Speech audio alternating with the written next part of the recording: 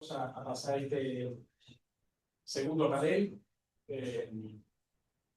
Tenemos un conferencista eh, invitado, Celio Vilatuca. Voy a brevemente presentar el currículum de Celio, que pertenece a la Universidad de Campinas, Brasil. Celio es profesor asociado de la Universidad de Campinas, de UNICAM, licenciado en Economía por la Universidad Nacional de São Paulo. Tiene una maestría y doctorado de hecho en la UNICAM. Fue coordinador del Núcleo de Economía Industrial y de Angiología de la UNICAM, secretario ejecutivo adjunto de la Asociación Nacional de Centros de Posgrado en Economía y coordinador general de posgrado del Instituto de Economía de Campinas, además de organizador del encuentro de la Red Brasilera de Estudios sobre China, la cual estamos en nuestro programa estableciendo una actividad de cooperación. Y un acuerdo de cooperación más adelante, nos supone muy potente. Celio actualmente es director asociado del Instituto de Economía de la UNICAM, coordinador del Grupo de Estudios Brasil-China en la UNICAM, y es investigador del Núcleo de Economía Industrial y de la Tecnología. Sus áreas de docencia y de investigación abarcan la economía internacional, desarrollo económico, comercio y expansión internacional, empresas transnacionales, desarrollo industrial y tecnológico brasileño y relaciones Brasil-China. Tiene varios libros, capítulos de libros y artículos publicados en revistas nacionales e internacionales. Para nosotros un gusto recibir la presentación de Celio, poder intercambiar con él, a través de él también con la Red Brasilera de Estudios sobre China, como comentaba. Así que le damos la bienvenida a Celio, le agradecemos su participación en este simposio y espero que surja un intercambio muy rico ahora en este seminario y hacia adelante con los miembros de la red Brasil.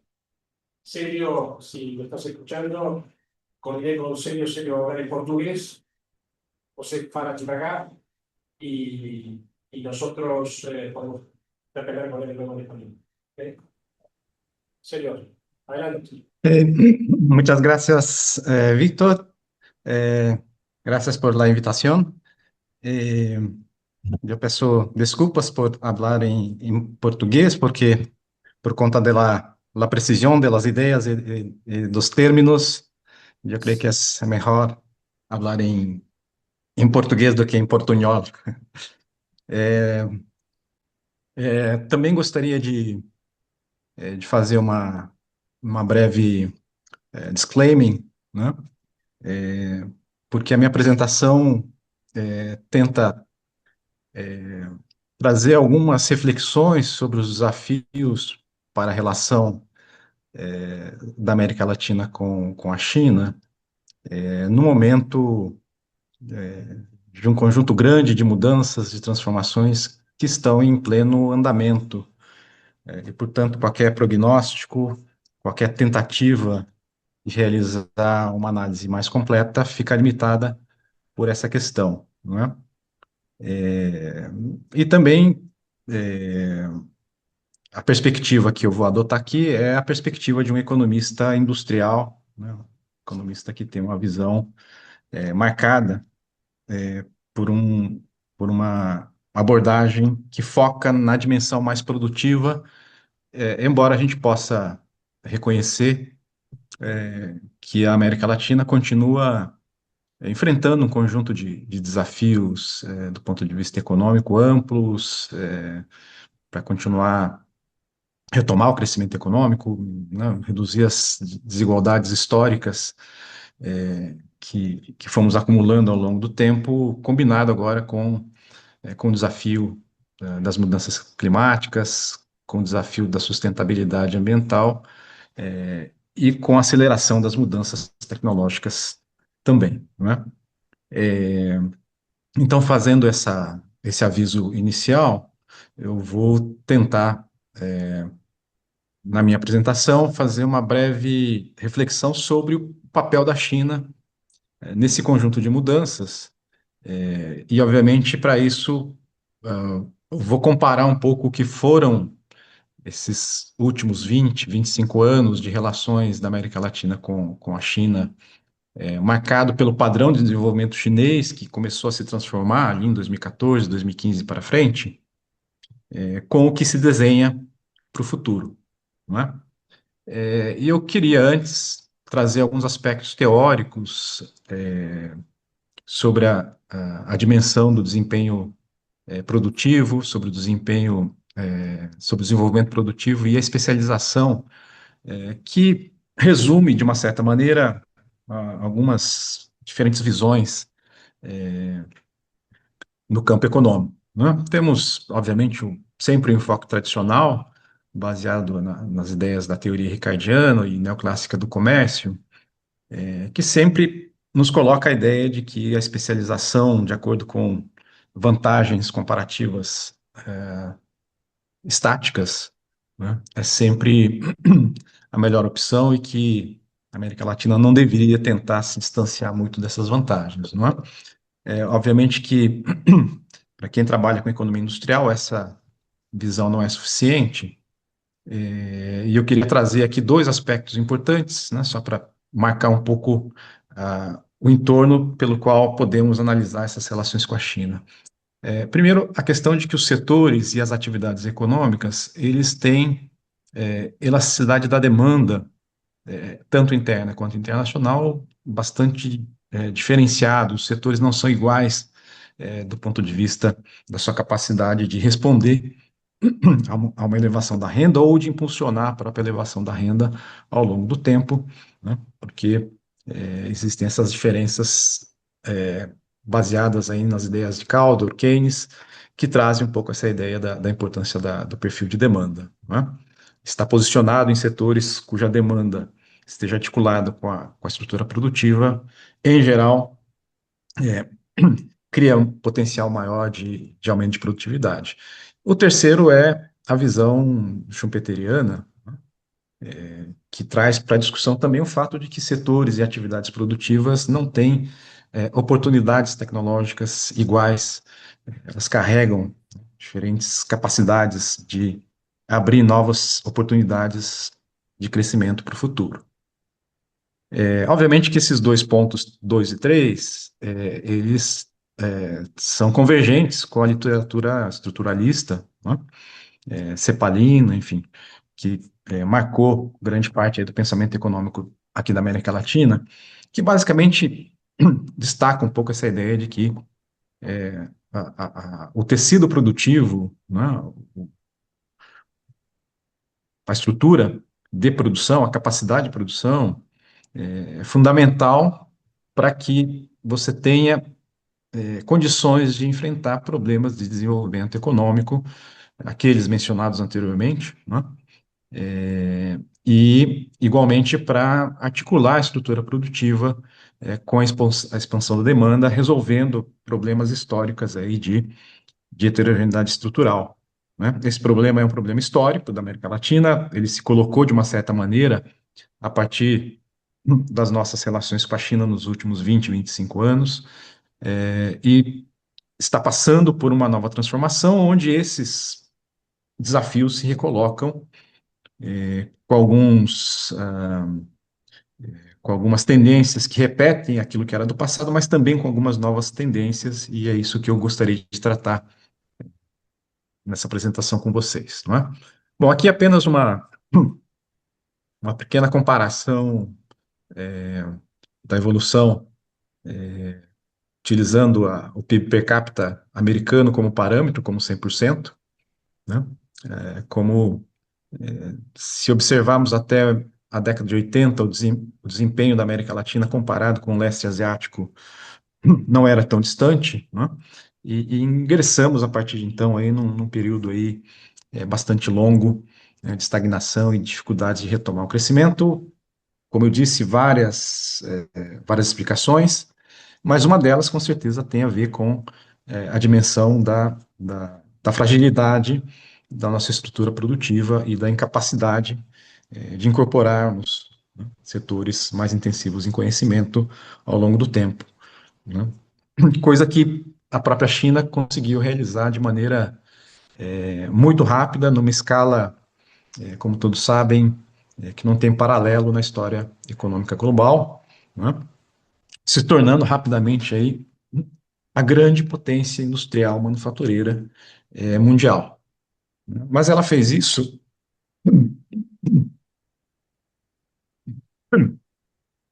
combinando diferentes momentos e diferentes drivers, fatores impulsionadores para o seu desenvolvimento industrial, né? É muito conhecido o fato de que ela ingressa, a partir dos anos 90 muito fortemente, se integrando com as cadeias globais de valor, realizando atividades intensivas em mão de obra, né, em cadeias como têxtil, vestuário, calçados, avançando depois para as cadeias de tecnologia de informação e comunicação, mas ela vai sobrepondo outros fatores que vão articulando uma estrutura industrial e produtiva extremamente potente e completa, né? Eu gostaria de chamar a atenção para esse segundo vetor, que é o vetor de crescimento da infraestrutura e da urbanização chinesa articulada com a demanda interna, né? Esse segundo vetor ele já começa a aparecer de maneira mais evidente a partir dos anos 2000, em especial a partir da crise de 97 na Ásia, né? A China começa a tentar impulsionar o seu investimento e a sua formação bruta de capital fixo fortemente baseado nessa expansão da infraestrutura, né?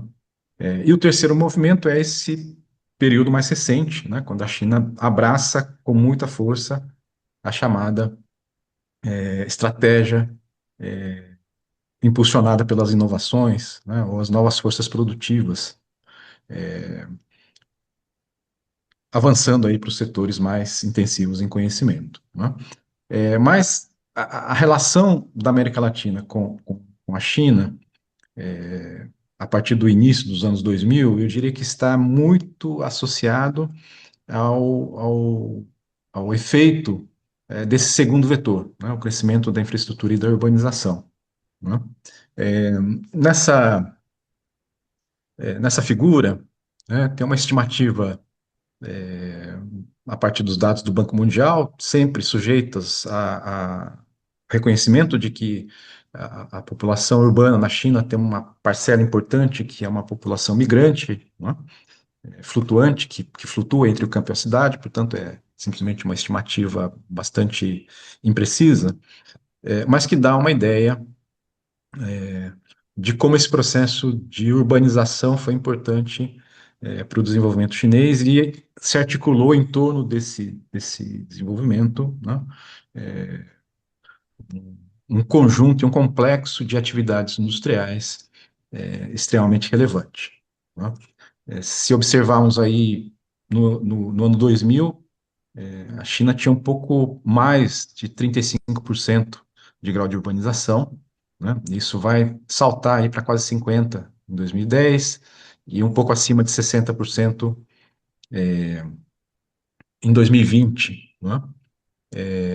E entre os períodos está a estimativa aí em bilhões, mil milhões de pessoas, né? Bilhões de pessoas, a estimativa do número de pessoas que teriam migrado para o campo para a cidade, do campo para a cidade, que é praticamente um Brasil, né, uma população total do Brasil a cada 10 anos, né? O desafio de construir infraestrutura para essa população, em termos de construção de edifícios, infraestrutura de telecomunicações, infraestrutura energética, infraestrutura de transporte, um dos elementos que está por trás do forte crescimento da taxa de investimentos na China, né? Por trás do forte crescimento de grandes corporações, parte importante delas estatais, né? Como as empresas de telecomunicações da China ou as empresas de energia, que por sua vez se articularam com um conjunto de empresas fornecedoras de equipamentos de telecomunicações, né? De equipamentos para energia elétrica, né? Articulando, portanto, né, essa estrutura industrial com esse processo de urbanização e dando origem, portanto, aí a um conjunto enorme de grandes empresas chinesas que hoje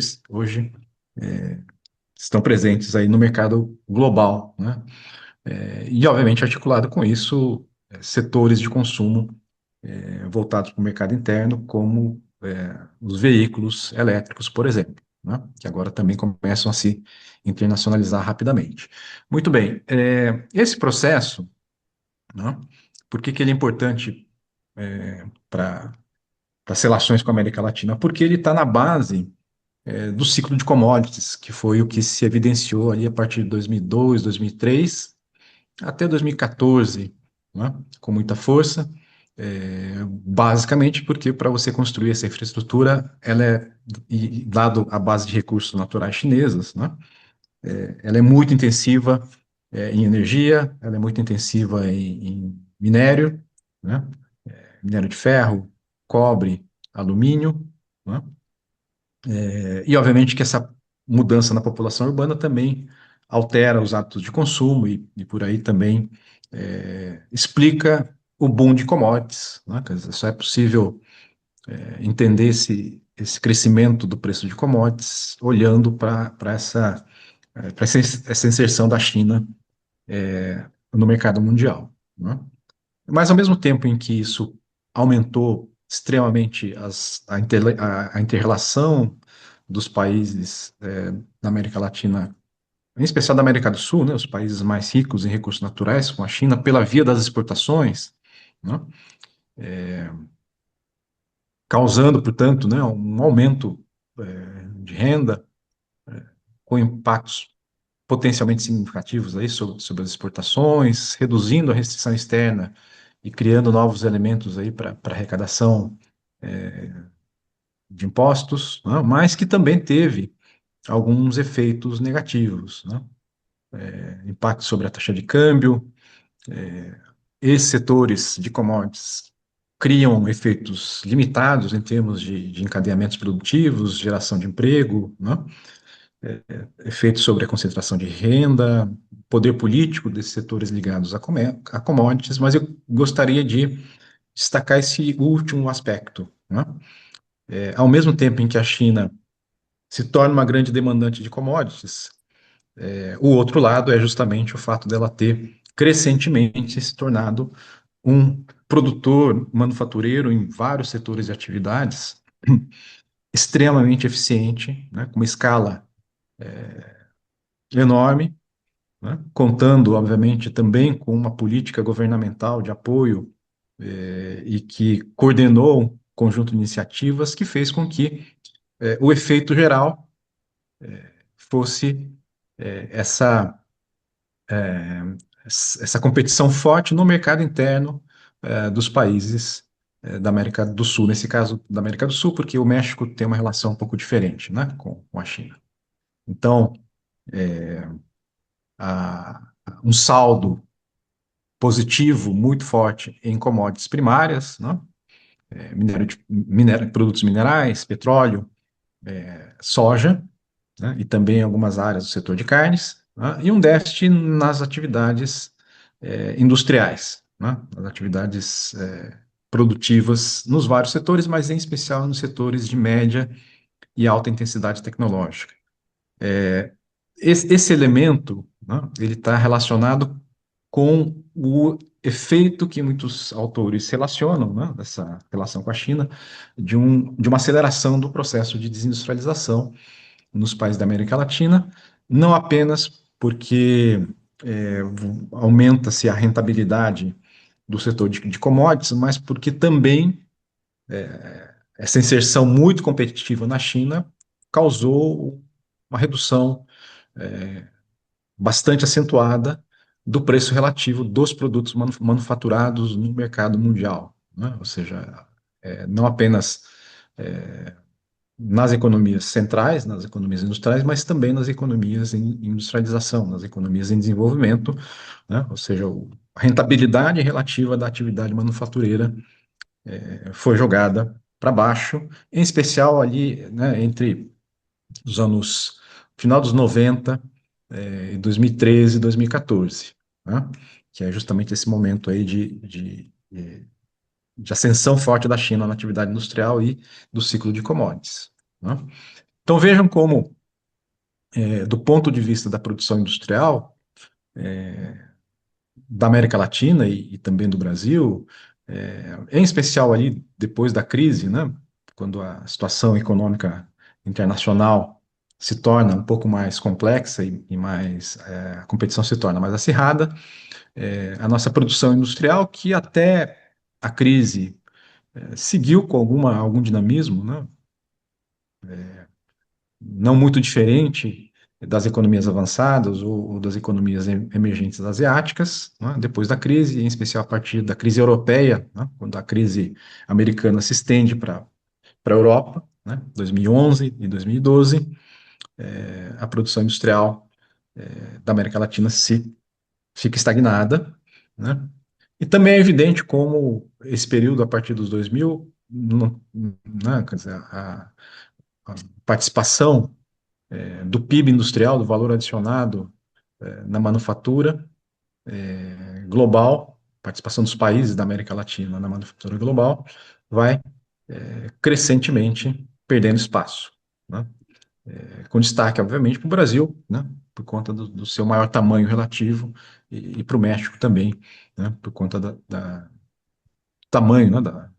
Da indústria desses países, mas que se verifica também nos demais países, né? Isso em termos de valor adicionado no mundo e agora também pela participação do PIB no próprio país, no total do PIB, né? Esse longo processo aí de desindustrialização, né? Enfim, né, para resumir, quer dizer, as relações com a China nos últimos 20, 25 anos foram marcados por essa conjuntura, né, enfim, uma demanda que integrou a América Latina novamente a essa demanda por commodities, criou efeitos positivos do ponto de vista de exportações, mas que, do outro lado, reforçou os desafios associados a essa estrutura produtiva que, como eu destaquei, né, precisa ser articulada, na verdade, com um padrão de oferta onde a dinâmica de setores capazes de aumentar a produtividade, mais intensivos em conhecimento, se articulem também com uma demanda interna, né, que possa fazer crescer o PIB, né, ritmo de consumo, potencialmente reduzir aí as heterogeneidades estruturais, né? Mas, enfim, é, ao mesmo tempo, esse padrão, claramente, ele vem passando por um conjunto de mudanças significativas, ou seja, esse cenário que dominou as relações entre a China e a América Latina nos últimos 20 anos, claramente está passando por um conjunto de transformações, né? É, Transformações que vêm do próprio modelo de desenvolvimento da China, né? Que vai dando importância crescente à questão da inovação e a combinação da inovação com o enfrentamento da emergência climática, né, acelerando a transição energética, a política de descarbonização. A China continua sendo um país com uma fonte associada a carvão bastante relevante, continua, né, sendo o maior emissor de carbono no mundo, mas também é o país que mais investe em energias renováveis, né? E, ao mesmo tempo, provavelmente pela própria rapidez da ascensão chinesa e o efeito que isso teve sobre a política norte-americana, um desmantelamento da ordem internacional criada ali em Bretton Woods, depois da Segunda Guerra Mundial, e que foi reorganizada pelos Estados Unidos em direção a um processo de hiperglobalização, né? Que claramente vai chegando no processo de exaustão, e os Estados Unidos, dado que não é possível, né, percebe que não é possível mais garantir sua hegemonia com uma ordem multilateral, enfim, vai tentando desmantelar essa ordem, marcada aí por crescentes tensões geopolíticas, rivalidades tecnológicas e surgindo, portanto, essa nova, eu chamei de desordem global porque não dá para dizer que existe ainda claro no horizonte qual será essa nova ordem global, é muito mais os efeitos do encerramento de uma ordem anterior, né? Bom, só para ilustrar um pouco esses aspectos, né? Quer dizer, acho que é bastante conhecido de todos, enfim, ó.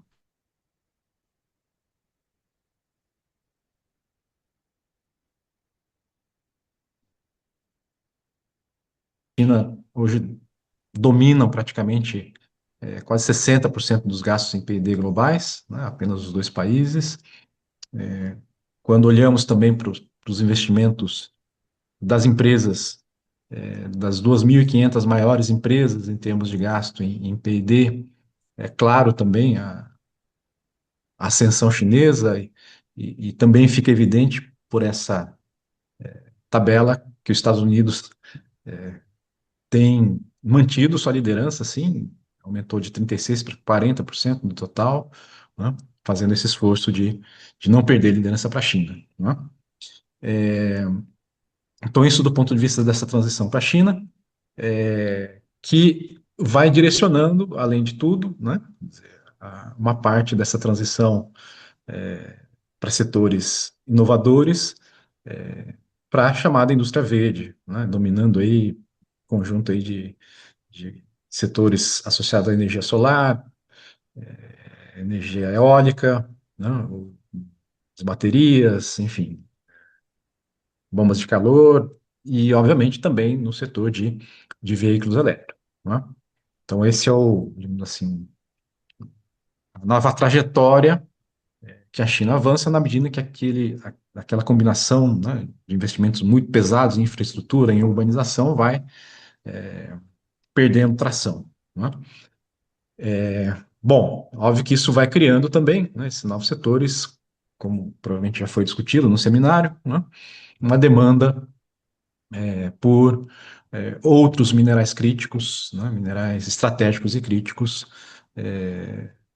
e onde, obviamente, a América Latina tem uma posição importante como fonte de recursos, né, e uma perspectiva, né, de um crescimento forte em diferentes cenários, né, mas em qualquer deles uma perspectiva de crescimento forte por esses minerais, onde Argentina, Chile, Bolívia e o próprio Brasil têm uma participação importante como fornecedores básicos, não é?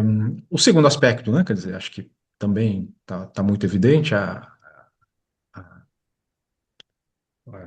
dificuldade, né, para se transitar para uma nova ordem global, né, efeitos sequenciais da fragilidade da recuperação depois da crise, né, a tentativa de acelerar a revolução tecnológica, mas que foi, obviamente, também impactado aí pela crise da Covid, a guerra da Ucrânia, enfim, os governos Trump. Acho que tudo isso também faz parte do cenário, né? Apenas algumas ilustrações para enfatizar esse aspecto, né? As medidas restritivas aos fluxos de transações globais, né? Ao contrário do período lá da hiperglobalização, onde ao contrário, né? Se pregava a ideia da liberalização, da redução das barreiras, ao contrário, a partir de 2015, 2016, começa a haver um aumento significativo de medidas restritivas, né, ao comércio. Né?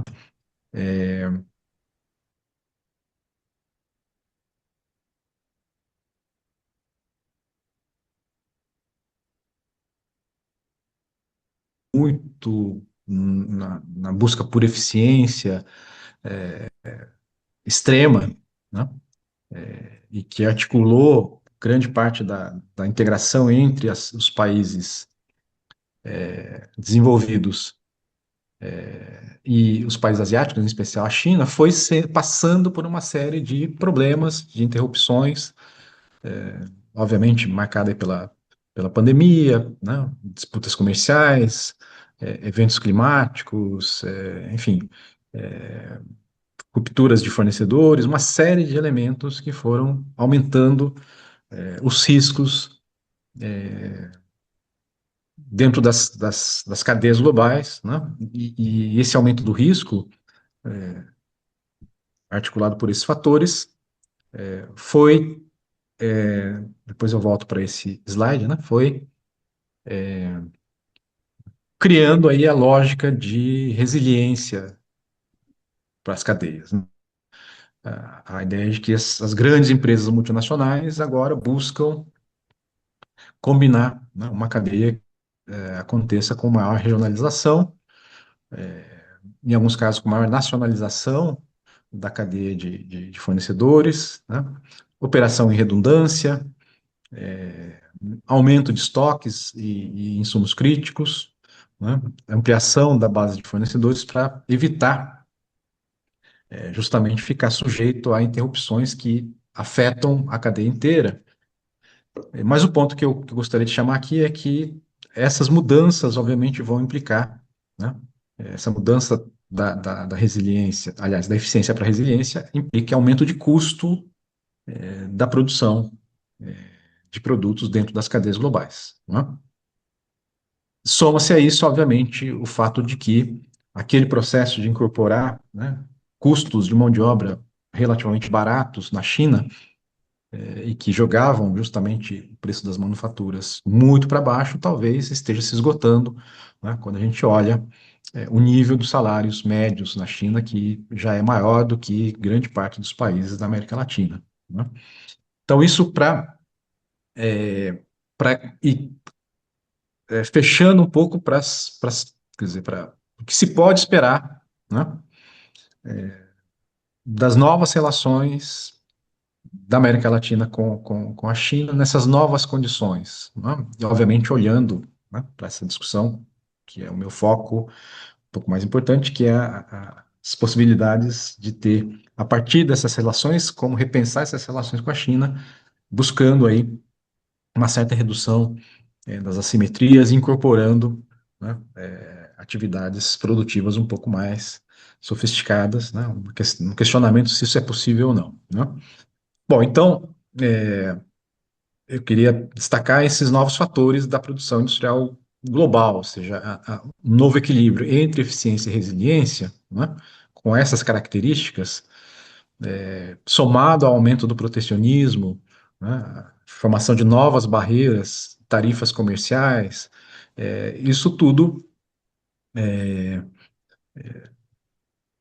aumenta o custo do comércio de longa distância e de você manter aquelas cadeias, né, internacionalizadas no nível que foram ao longo do século, final do século XIX, nas duas primeiras décadas do século XX, né? O transporte de longa distância também tem um custo ambiental amplo, né? Cadeias mais curtas, mais regionais,